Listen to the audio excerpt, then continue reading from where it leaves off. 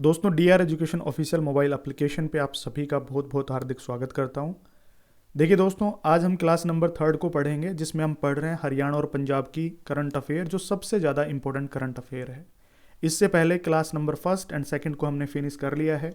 अगर आप directly class number 3 पे पहुंच गए हैं तो पहले उनको भी देखना आपके लिए सबसे ज़्यादा इंपॉर्टेंट है, क्योंकि उनमें भी मैंने काफ़ी इन्फॉर्मेशन आपको दी है क्वेश्चंस के अलावा भी। तो प्रॉपर आप नोट्स बना करके सभी जो इन्फॉर्मेशन उनको राइट डाउन करते रहिएगा, और जैसे मैं बताता जाऊँ उसी तरीके से आपको पढ़ते जाना है। आज हम क्लास नंबर 3 को शुरू कर रहे हैं। तो सबसे पहले देखते हैं सबसे पहला क्वेश्चन, जो आपकी स्क्रीन पर ये रहा। क्वेश्चन है कि हाल ही में एक काली बेई नदी, यानी काली बेन नदी भी बोल सकते हैं, खबरों में देखी गई थी। यह पंजाब के निम्नलिखित में से किस जिले में स्थित है? देखिए, जो काली बेन नदी या काली बेई नदी जो है वो न्यूज़ में किस लिए थी उस पर भी बात करेंगे, लेकिन सबसे पहले जान लेते हैं किस जिले के अंदर ये स्थित है। तो ये है कपूरथला जिले के अंदर। ये सबसे पहला पॉइंट आप क्लियर कर लेना। अब ये जो काली बेन नदी है वो कहाँ से निकलती है? तो पंजाब के अंदर होशियारपुर जिला है, उसके अंदर से ये निकलती है व्यास नदी से, और जा करके बाद में जो हरीके वेटलैंड है उसमें दोबारा से व्यास नदी के अंदर मिल जाती है। अब ये न्यूज़ में क्यों रही थी? क्योंकि देखिए, जो पंजाब के नए सीएम बने हैं भगवंत मान जी, ठीक है, ये मैंने पिछली वीडियोस में बताया भी था, ठीक है, आम आदमी पार्टी से बिलोंग करते हैं। तो इन्होंने क्या किया कि इन्होंने जोश जोश में इस नदी से गिलास भरा पानी का और डायरेक्टली पी लिया, और ये थोड़ी पोल्यूटेड नदी है तो इसलिए ये बीमार भी पड़ गए थे, और बाद में जा करके एम्स दिल्ली में भर्ती भी हुए, फिर इनका जो इलाज हुआ वहाँ पे। तो इसलिए न्यूज़ में रही थी नदी। काफ़ी जो मीडिया वाले हैं उन्होंने काफ़ी न्यूज़ में भी दिखाई थी। इस नदी से डायरेक्टली पानी का गिलास है वो भरा, और डायरेक्टली इन्होंने जोश जोश में भावनाओं में बह करके पी लिया। उसके बाद ये बीमार पड़ गए थे, और फिर बाद में जा करके एम्स दिल्ली में इनका इलाज चला था, तो इसलिए न्यूज़ में थी ये। लेकिन साथ में आप एक संत खड़े हुए दिखाई दे रहे हैं ना, इनका नाम क्या है?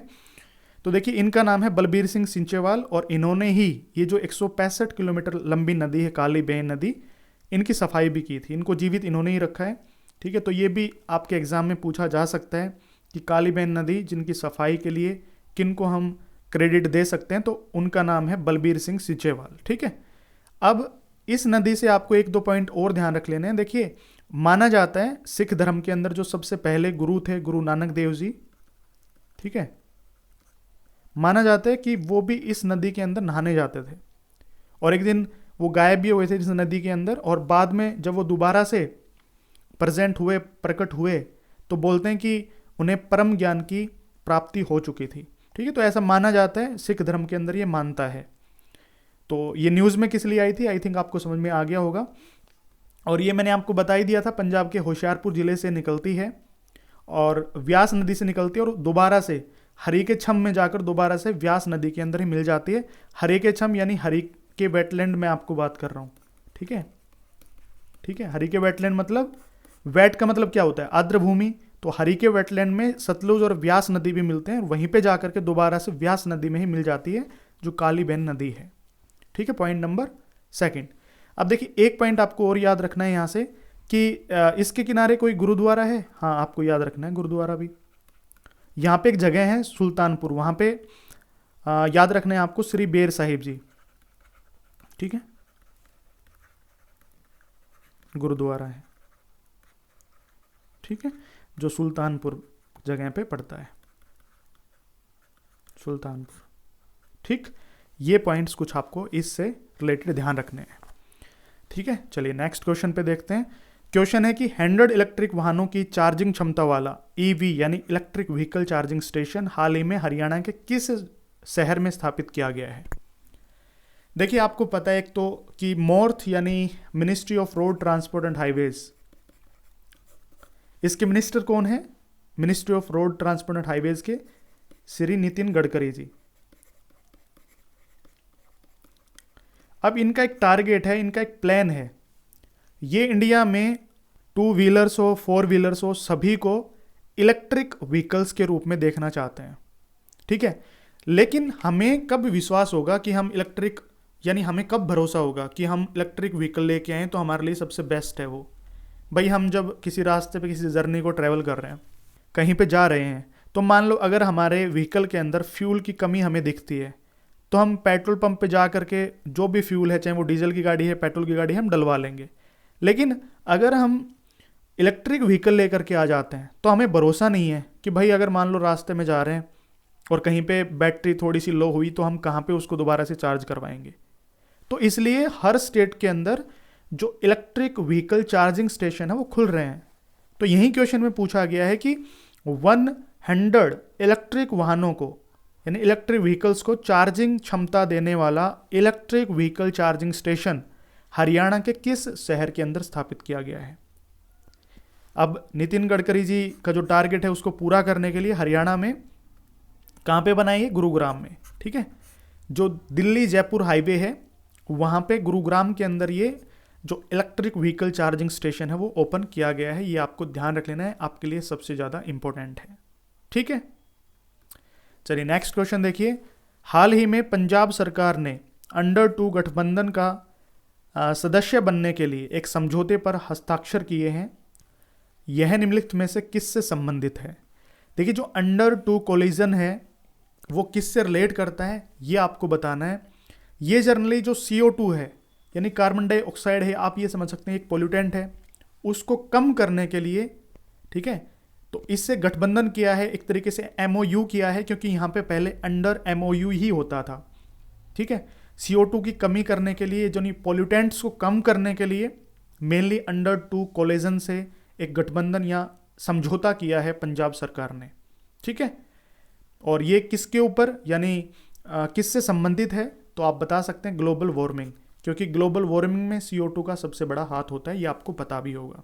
ठीक है, तो ये आपको ध्यान रख लेना है। नेक्स्ट क्वेश्चन देखिए। हाल ही में एशिया के सबसे बड़े कंप्रेस्ड बायोगैस, देखिए एक होता है CNG, लेकिन यहां पे है CBG, इसकी फुल फॉर्म है कंप्रेस्ड बायोगैस संयंत्र ने पंजाब के निम्नलिखित में से किस जिले में व्यावसायिक उत्पादन शुरू किया है। जो बायोगैस होता है उसमें मेनली मीथेन होता है। क्या होता है, मीथेन। और इस क्वेश्चन में मैंने पीछे बताया ना कि CO2 जनरली क्या होता है, जो चावलों से जो पराली होती है ना वो जलती है, आपको पता भी है, पंजाब में भी और कुछ हिस्से में हरियाणा में भी। तो उसको कम करने के लिए भी ये अंडर 2 गठबंधन किया गया है। ठीक है ना, क्योंकि पोल्यूशन उस टाइम पे बहुत ज़्यादा मात्रा में होता है। तो यहाँ पे जो कंप्रेस्ड बायोगैस यानी CBG प्लांट है वो कहाँ पे बनाया जा रहा है, कहाँ पे स्थापित किया जा रहा है। ठीक है, किस जिले में व्यावसायिक उत्पादन शुरू किया गया है, किसका, CBG का, यानी कंप्रेस्ड बायोगैस का। CNG अगर आपसे पूछे इसकी फुल फॉर्म तो कंप्रेस्ड नेचुरल गैस होता है, लेकिन CBG आपके एग्जाम में आ जाए तो उसकी फुल फॉर्म होती है कंप्रेस्ड बायोगैस, जिसमें मोस्टली कौन सी गैस होती है, मीथेन। ठीक है, तो ये प्लांट स्थापित किया गया है संगरूर में। ठीक है, संगरूर, और संगरूर में कहाँ पे, अगर आपसे कोई पूछ ले, भुट्टल कला। ठीक है, भुट्टल कला संगरूर में। और मैंने संगरूर के बारे में आपको बताया भी था ना पिछली वीडियो में कि जो संगरूर लोकसभा क्षेत्र है, ठीक है, तो वहां से जीते हैं कौन, जो मैंने आपको बताया था भगवंत मान, जो अभी फिलहाल में CM है। ठीक है, भगवंत मान जी जो हैं वो किस लोकसभा क्षेत्र से जीते हैं और फिर जाकर के CM बने हैं, तो आपको पता होना चाहिए संगरूर। और अगर आपसे पूछ लें कि जो MLA हैं वो कहाँ से थे, आपसे पूछ लें तो धुरी आपको याद रखना है। ठीक है, संगरूर के अंदर आता है धुरी, धुरी शहर है एक, वहाँ से ये MLA की सीट जीत करके आते हैं, ये आपको ध्यान रख लेना। यानी धुरी आपको रिलेट करना है MLA से, और MP यानी लोकसभा क्षेत्र की जो सीट है वो संगरूर की है, संगरूर में ही आता है धुरी। ठीक है, तो धुरी से जीते हैं, जनरली धुरी से जीते हैं ये, इनके नाम के वोट धुरी में पड़े थे। ठीक है, ये आपको ध्यान रख लेना है। धुरी कहाँ पे है, शहर संगरूर में, और संगरूर में ही भुट्टल कला के अंदर जो मैंने आपको बताया ना एशिया का सबसे बड़ा कंप्रेस्ड बायोगैस CBG यानी कंप्रेस्ड बायोगैस संयंत्र ने पंजाब के निम्नलिखित में से किस जिले में व्यावसायिक उत्पादन शुरू किया है, तो वो किया है भुट्टल कला संगरूर के अंदर। ठीक है, तो ये आपको ध्यान रख लेना है, बहुत ही इंपॉर्टेंट क्वेश्चन है। नेक्स्ट क्वेश्चन है, हाल ही में पंजाब के किस पूर्व पुलिस महानिदेशक यानी DGP को राष्ट्रीय जांच एजेंसी यानी NIA का महानिदेशक नियुक्त किया है। NIA यानी नेशनल इन्वेस्टिगेशन एजेंसी, इसकी फुल फॉर्म होती है NIA की, और इसके महानिदेशक के रूप में नियुक्त किया गया है। लेकिन पहले जो पंजाब के अंदर DGP थे वो थे, यानी DGP के पद पे थे, लेकिन अभी NIA के महानिदेशक यानी डायरेक्टर जनरल बना दिए गए हैं। तो उनका नाम क्या है? दिनकर गुप्ता। ये आपको ध्यान रख लेना है, सबसे ज़्यादा इंपॉर्टेंट है आपके लिए, कि पहले ये पंजाब के पूर्व DGP थे, ठीक है, लेकिन अभी NIA यानी नेशनल इन्वेस्टिगेशन एजेंसी के महानिदेशक के रूप में इनको नियुक्त किया गया है। और दोस्तों ये जो नेशनल इन्वेस्टिगेशन एजेंसी है ना, यानी NIA, आपने 26/11 हमले के बारे में जरूर सुना होगा, उसके बाद ही इसकी स्थापना करी गई है, ठीक है, तो ये आपको ध्यान रख लेना है। और दोस्तों यहाँ पे ऑप्शन में विन्नी महाजन दिया गया है। तो विन्नी महाजन जो है वो पहले पंजाब की चीफ सेक्रेटरी थी, ठीक है। चीफ सेक्रेटरी क्या होता है? देखिए, जैसे एक IAS होता है ना, IAS, उसके लिए अगर कैबिनेट की बात करें तो कैबिनेट में सबसे बड़ा जो पद होता है वो कैबिनेट सेक्रेटरी का होता है। लेकिन वहीं पे किसी स्टेट में बात करें तो स्टेट में होता है चीफ सेक्रेटरी का, ठीक है, ये आपको ध्यान रख लेना है। किसी IAS के लिए अगर सेंटर के अंदर जो सबसे बड़ा पद होता है वो कैबिनेट सेक्रेटरी का होता है, और अगर किसी स्टेट के अंदर हो तो वो चीफ सेक्रेटरी का होता है। जो विन्नी महाजन थी वो इन्हीं दिनकर गुप्ता की वाइफ ही हैं, ठीक है, ये ध्यान रख लेना है आपको। और जो विन्नी महाजन है वो पहले पंजाब की चीफ सेक्रेटरी थी, मैं यहां पे लिख देता हूं, ठीक है। लेकिन अभी वो शायद जो जल शक्ति मंत्रालय है उसके अंदर ये सेक्रेटरी हैं अभी फिलहाल में, ठीक है। और पहले ये पंजाब के चीफ सेक्रेटरी थे, अभी जल शक्ति जो मंत्रालय है उसके अंदर सेक्रेटरी हैं, ठीक है। और दिनकर जो गुप्ता हैं वो इनके हस्बैंड ही हैं, जो यहाँ पे मैंने फोटो में दिखाया हुआ है, ये आपको याद रख लेना है। जो पहले पंजाब के पहले DGP थे और अभी वो महानिदेशक नियुक्त हो गए हैं NIA के, यानी राष्ट्रीय जांच एजेंसी भी बोल सकते हैं या फिर नेशनल इन्वेस्टिगेशन एजेंसी भी आप उसको बोल सकते हैं, ठीक है, ये आपको ध्यान रख लेना है। और अगर अभी फिलहाल में पंजाब के चीफ सेक्रेटरी की बात करें तो ये भी आपके एग्जाम में पूछा जा सकता है। फिलहाल में कौन है? श्री विजय कुमार झांझुआ, ठीक है, यहाँ पे मैं हिंदी में लिख देता हूँ, विजय कुमार झांझुआ फिलहाल में क्या है? ये चीफ सेक्रेटरी हैं। मैंने आपको पीछे बताया भी था कि किसी IAS ऑफिसर के लिए अगर स्टेट के अंदर जो सबसे बड़ा पद माना जाता है वो चीफ सेक्रेटरी का माना जाता है, और अगर सेंटर की बात करें तो कैबिनेट सेक्रेटरी का माना जाता है, ठीक है, ये आपको याद रख लेना है, ठीक। और अगर पंजाब की यहाँ पे चीफ सेक्रेटरी की बात कर रहे हैं तो हरियाणा की भी आपके लिए इंपॉर्टेंट बन जाता है, हरियाणा का भी आप याद रख सकते हैं चीफ सेक्रेटरी अभी कौन है, तो वो है श्री संजीव कौशल, ठीक है, संजीव कौशल, ये भी आप याद रखना, ये चीफ सेक्रेटरी हैं फिलहाल में हरियाणा के। चलिए नेक्स्ट क्वेश्चन है कि भारतीय वायुसेना विरासत केंद्र निम्नलिखित में से किस शहर में स्थापित किया जाएगा? Indian air force heritage centre will be establish in which of the following cities. देखिए, जो भारतीय वायुसेना है यानी इंडियन एयरफोर्स, उसके जितने भी प्लेन हैं पुराने जो हो गए हैं, जो यूज में नहीं लिए जा रहे हैं, तो उनको एज ए हेरिटेज सेंटर में लगाया जाएगा। एक तरीके से जैसे म्यूजियम में नहीं लगाते, ऐसे हेरिटेज सेंटर बनाया जाएगा। वो कहाँ पे स्थापित किया जाएगा? तो वो किया जाएगा चंडीगढ़ में, ठीक है। तो ये आपके लिए सबसे ज़्यादा इंपॉर्टेंट क्वेश्चन बन जाता है। नेक्स्ट क्वेश्चन है, लोगों की शिकायतों के निवारण के लिए पंजाब सरकार द्वारा शुरू किए गए इंटरैक्टिव प्रोग्राम का नाम क्या है? इंटरैक्टिव क्या होता है भाई? हम खड़े हो जाएं और एक दूसरे से इंटरेक्ट करें। तो ऐसे ही जो पंजाब के नए CM बने हैं भगवंत मान जी, उन्होंने क्या किया है कि एक इंटरैक्टिव प्रोग्राम चलाया है। लेकिन क्वेश्चन में ये बताना है कि इंटरैक्टिव प्रोग्राम का नाम क्या रखा है इन्होंने, किन्होंने? पंजाब सरकार ने, यानी ऑब्वियस सी बात है कि भगवंत मान जी ने। तो इन्होंने इस प्रोग्राम का नाम रखा है लोक मिलनी, ठीक है, लोक मिलनी। ये आपको ध्यान रखना है, सबसे ज़्यादा इंपॉर्टेंट क्वेश्चन है पंजाब से रिलेटेड, क्योंकि अभी नई सरकार बनी है तो इससे रिलेटेड दबा करके क्वेश्चन आ सकते हैं आपके एग्जाम में, चाहे 2 आए चाहे 3 आए, क्वेश्चन जरूर आ सकते हैं। और मैं आपको बता भी रहा था ना धुरी, वो आप यहाँ पे देख सकते हैं जहाँ से MLA वोट लड़ते हैं। तो यहाँ पे धुरी, ये जो सबसे नीचे मैंने लिखा हुआ है, ठीक है ना, ये जो धुरी है यहाँ से भगवंत मान जी जीते हैं, ठीक है। और आते हैं सारे संगरूर लोकसभा क्षेत्र के अंदर। ठीक है, ये ध्यान रखना है आपको।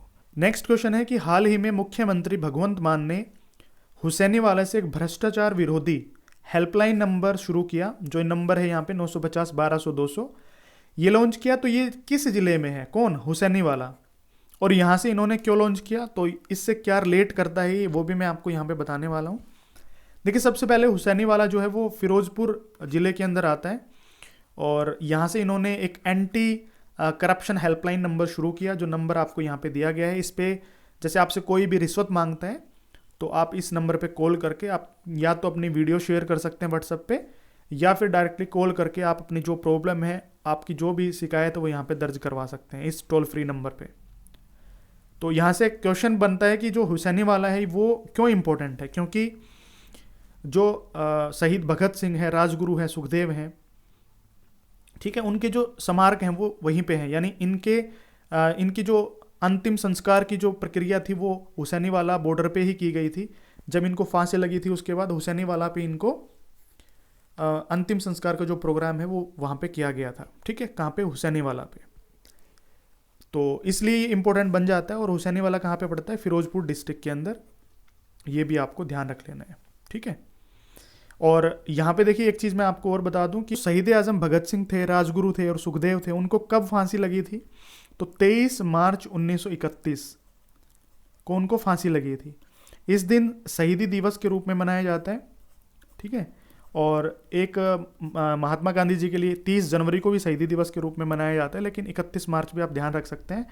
इसके अलावा एक चीज़ आप और ध्यान रखना, बट्टू केशवर दत्त आपने सुना होगा शायद। ठीक है, और बट्टू केशवर दत्त और भगत सिंह जी ने मिल करके असेंबली पे बम फोड़ा था। ठीक है, लेकिन बट्टू केशवर जो थे, इनकी डेथ कब हुई? इनकी 1965 के अंदर डेथ हुई, और इनका जो अंतिम संस्कार है वो भी हुसैनीवाला पे किया गया था। हालांकि जो भगत सिंह की माँ भी थी, उनका भी जो अंतिम संस्कार है, उन्होंने कहा था पहले से ही कि मेरा जो अंतिम संस्कार है वो भी हुसैनीवाला बॉर्डर पे, यानी जो हुसैनीवाला पे जो इनकी स्मारक या जिनका अंतिम संस्कार जो किया गया था वहीं पे मेरा होना चाहिए। तो इनकी माँ जो थी, उन्होंने भी उनका भी जो अंतिम संस्कार है वो हुसैनीवाला पे किया गया था, इसलिए इंपॉर्टेंट बन जाता है। और हुसैनीवाला से ही एक टोल फ्री नंबर शुरू किया मुख्यमंत्री भगवंत मान ने, जो एक एंटी करप्शन हेल्पलाइन नंबर है जो यहाँ पे दिया गया है। ठीक है, क्या पता आपके एग्जाम में डायरेक्टली नंबर ही पूछ लें कि भाई जो एंटी करप्शन हेल्पलाइन नंबर है वो क्या है, तो वो आप बता सकते हैं। चलिए नेक्स्ट क्वेश्चन देखिए, ये भी क्वेश्चन बहुत ज़्यादा इंपॉर्टेंट बन जाता है आपके एग्जाम के लिए कि समता न्याय केंद्र ट्रांसजेंडर व्यक्तियों के लिए कानूनी क्लिनिक के रूप में कहाँ पे शुरू हुआ? ठीक है, समता न्याय केंद्र। और ये जो ट्रांसजेंडरों को कानूनी सहायता प्रदान करने के लिए शुरू किया गया है, और ये कहाँ पे शुरू किया गया? चंडीगढ़ में। ठीक है, चंडीगढ़ इसलिए इंपॉर्टेंट यहाँ पे बन जाता है। ठीक है दोस्तों, इस वीडियो में इतना ही, और आगे मिलता हूँ नेक्स्ट वीडियो में। तब तक के लिए बने रहिए मेरे साथ। Thank you so much.